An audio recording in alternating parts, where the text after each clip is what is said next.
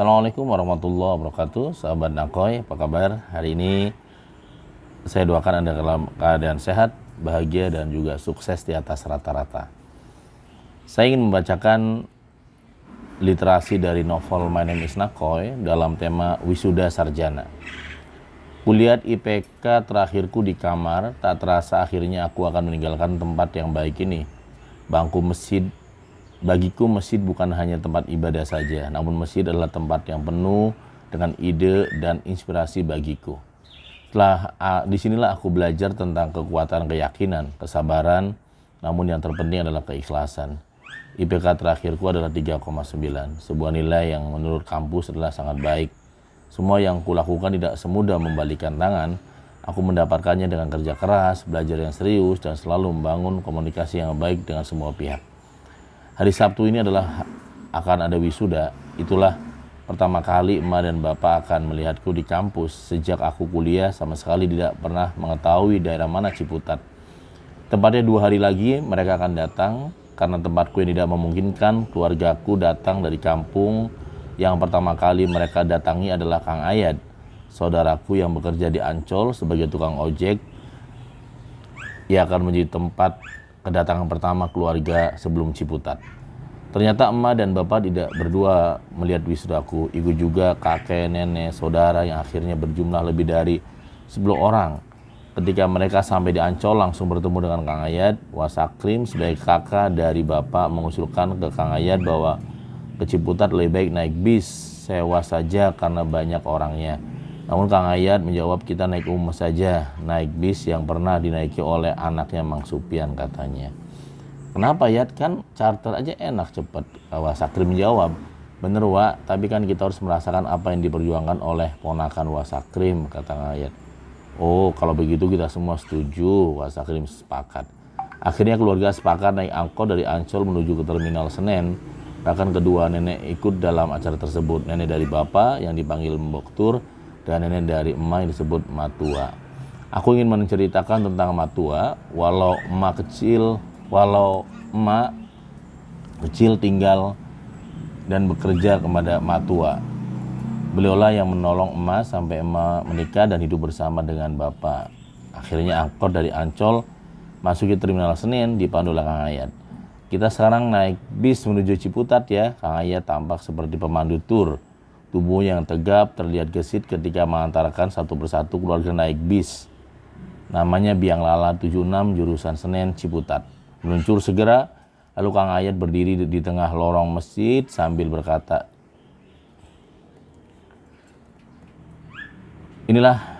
di bis inilah Nanang pergi sendiri menuju Ciputat. Waktu itu Mang, entah saya salah atau benar, ketika Nanang tanya di mana Ciputat, saya pun tidak tahu di mana Ciputat. Dari matanya saya melihat kesungguhan anak Mamang. Dia menuju Ciputat tanpa ada yang memberitahu, tanpa ada saudara dan tanpa ada teman. Dia hanya ditemani satu hal, yaitu impiannya. Rasanya ada sakit hati di masa lalunya yang ia rubah menjadi kekuatan.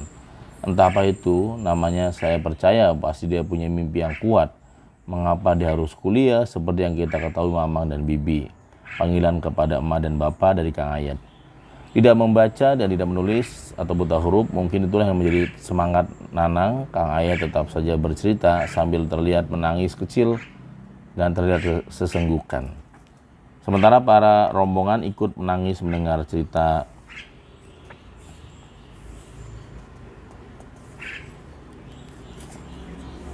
pemandu tur yang akan menuju Ciputat.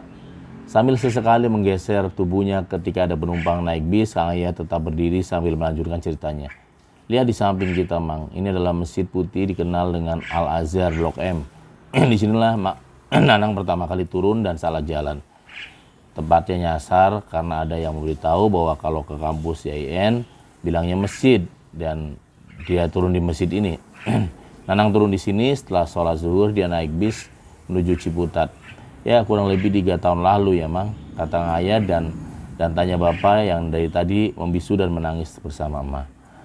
Bis terus meluncur menuju Ciputat. Kang Ayat tetap berdiri dan dari lorong bis.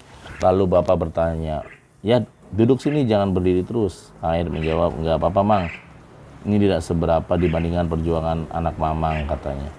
Tidak lama bis sampai di Lebak Bulus, lalu Kang Ayat berkata kembali, siap-siap ya, kita akan sampai di IAIN Ciputat katanya.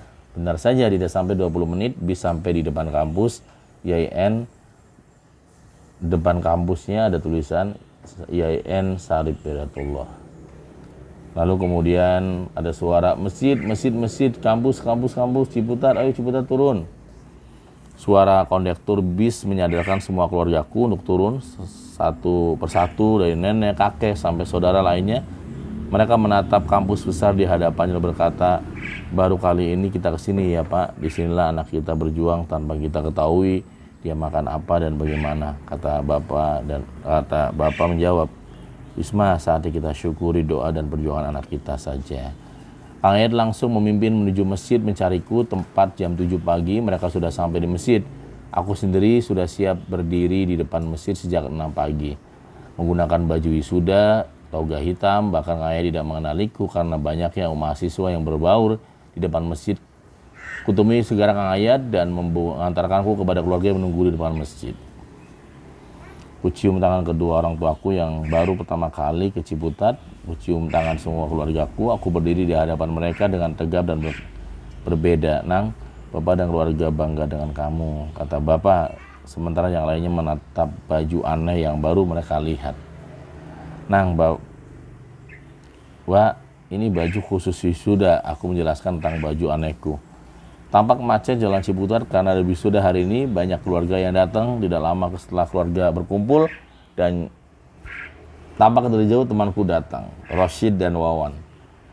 Keduanya adalah sama-sama di pesantren dulu bersamaku. Keduanya sering tinggal bersama, berjuang di Ciputat. Kok bagaimana? Sudah siap? Wawan bertanya kepadaku. Ayo siaplah. Mereka berdua bersalaman dengan keluargaku dan bersama-sama menyeberang jalan menuju ke auditorium kampus. Ribuan orang tumpah menjadi satu. Mobil pribadi yang masuk ke kampus membuat jalanan Ciputat semakin macet saja. Alhamdulillah, akhirnya selesai juga ya kok, kata Rosyid. Mereka berdua memanggil namaku Nako, singkatan Nanang Kosim. Ya Sid, semua karena doa semuanya. Kami berjalan bersama menuju auditorium. Tampak Kang Ayat sedang asik mengobrol dengan Rosyid dan Wawan. Di jalan aku berpapasan dengan keluarga Dewi. Tampak wajah ibunya dan ada laki-lakinya Syahlan. Selamat ya, akhirnya kita lulus bersama, kataku. Iya Nang, makasih ya telah bantu skripsi saya kemarin. Kalau enggak rasanya kita lulusnya berbeda, sambil tertawa. Aku memperkenalkan Dewi dan keluarganya kepada keluargaku. Setelah saling bersalaman, kami berbaur menuju ke auditorium. Aku sendiri bertemu banyak keluarga, teman kelas yang menunggu acara dimulai. Ternyata ada 2 kursi buat keluarga untuk melihat putra atau putrinya wisuda. Ma dan Bapak yang ikut saya, mohon maaf yang lainnya nunggu seperti keluarga yang lain di sini ya, kataku. Iya, enak di luar, banyak AC alam, anginnya kencang, kata Ayat. Bener-bener Kang, enakan di luar ya, bisa ngudut, rokok. Akhirnya aku diantar oleh emak dan bapak menuju auditorium. Keluarga menunggu di antara banyak pohon rindang yang ada di halaman kampus. Auditorium sendiri terbagi 2, di bawah ada prosesi wisuda, sementara di atas gunakan untuk menjadi saksi menyaksikan para wisudawan dan wisudawati. Aku menuju ruang bawah, sementara emak dan bapak naik ke atas untuk menyaksikan. Aku langsung menuju kursi yang sudah disiapkan. Tampak sudah dibagi kursi-kursi per fakultas. Warna hijau fakultas tarbiyah, aku langsung menuju kursi. Tampak teman-temanku sudah duduk di dalam. Aku sendiri sedang mencari seseorang yang selalu ada di hatiku. Dewi, ternyata dia sedang duduk bersama teman-teman mahasiswi lainnya. Aku berhasil duduk tidak jauh dengannya. Sesekali kulihat ke belakang, melihat apakah emak dan bapak sudah mendapatkan kursinya. Alhamdulillah emak dan bapak sudah duduk di atas. Batinku, kurapikan baju wisudaku dan aku pejamkan mata sejenak mengambil berdoa. Terima kasih ya Allah semuanya, kataku. Entah dari mana air mata yang menetes lembut, terbayang semua kesulitan dan kemudahan yang aku jalani selama ini. Semuanya bagikan puzzle yang menyatu satu persatu pada saat aku telah menemukan rumusnya.